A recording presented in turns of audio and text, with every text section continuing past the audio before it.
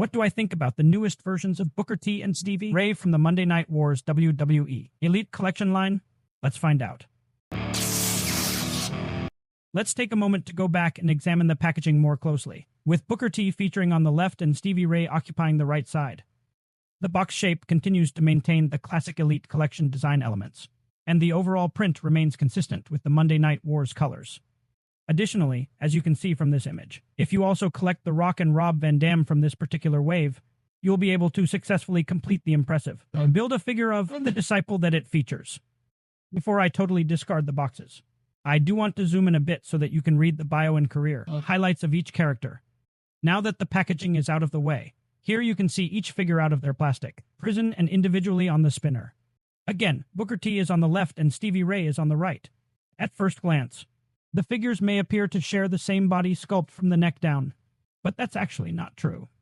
Much like real life, Stevie Ray is indeed a little bit bigger than Booker T. Let's get these down from the spinner so we can take a closer look at each one. So now that I got these figures off the spinner, let me quickly show you the accessories because they're mostly gear stuff. Both of them come with a do-rag, sunglasses, and some extra hands, all of which work well for entrance poses. Alright, with that done, let's put the figures next to each other so you can see what I was talking about earlier. Stevie is just a tad bigger than Booker T, which makes sense. Just a quick note for those who may not know, there are blue chase variants of each character, and we actually received similar figures in their red gear years ago. Back to the current figures though. Next thing is taking a good, slow, up and down look at the front and back of each figure, starting with Booker T. Honestly, Booker himself looks absolutely phenomenal, and I can't really think of anything that could have made his appearance any better. The sculpt and paint job are both pretty much perfect for the Harlem Heat Terra of Booker T. The painted flames are straight and smooth all around the figure.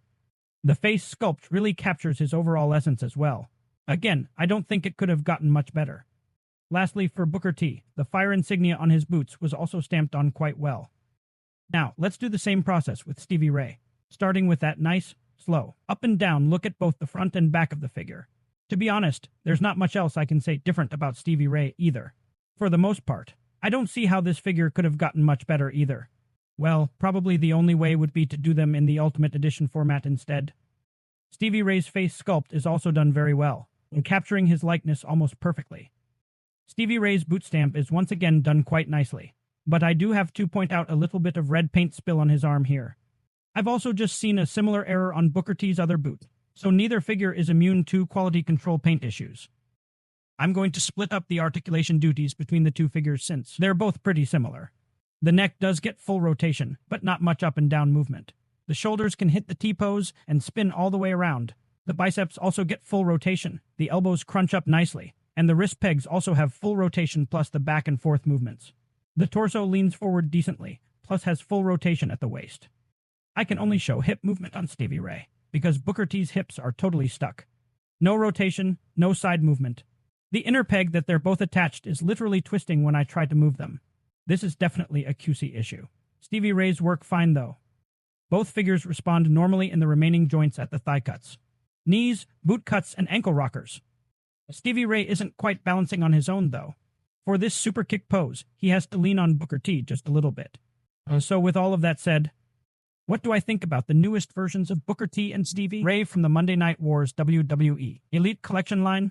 Let's find out by using my guidelines for a complete and fair review. But first,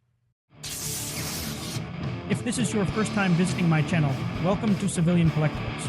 My name is Seville, and I am thrilled to share with you my passion for action figures, as well as other collectibles, primarily inspired by my favorite movies, TV shows, and video games. You will find that my ever-expanding collection features iconic superheroes, legendary science fiction characters, and skilled wrestlers, spanning a wide range of genres and franchises. However, I do occasionally incorporate characters from my all-time favorite DC comic stories. If you find this video entertaining, or you have found some helpful insights, please don't hesitate to give it a thumbs up, be sure to subscribe, and hit the notification bell so you never miss an update from me. Seriously, I really do appreciate all of the support so far. Back to my guidelines though. While the majority of these figures aren't new, they are slightly updated, and now have double-jointed elbows. The sculpt itself is pretty well detailed and accurate to the characters. Everything is well proportioned, but I cannot ignore the glaring quality control issues, especially when they hinder the articulation. Back on the plus side though, they were fairly easy to find in my local Walmart, The $20 price point is fair, and they do have enough accessories. But balance was still an issue, making my final score a 6 out of 10 rating, meaning they are still pretty awesome and worth owning for casual fans, especially if you never had the previous release. So if you were a fan of Harlem Heat back in the WCW days, or just want a good, strong roster of characters from that era, I do still recommend adding Booker T and Stevie Ray to your WWE Elite collection.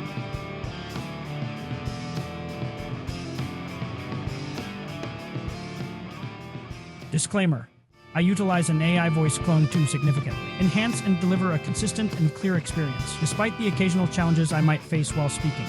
I absolutely enjoy sharing my enthusiasm for collectibles with you all, but it's essential to recognize that there can be some slight speech difficulties, particularly after an exhausting day at work as a sales professional. These difficulties can sometimes hinder my ability to maintain the required energy and focus while creating new videos, which is why I rely on my AI voice clone to assist me in carrying out this responsibility. By doing so, I can ensure that I continue to provide you, my valued viewers, the steady supply of engaging content to enjoy. So, after considering all of that, I'm going to wrap it up by giving a quick shout out to the awesome people who helped make this channel possible. Be sure to check out their socials and hit up the description for more ways to keep up with me on all my different platforms. Alright, catch you guys on the next video.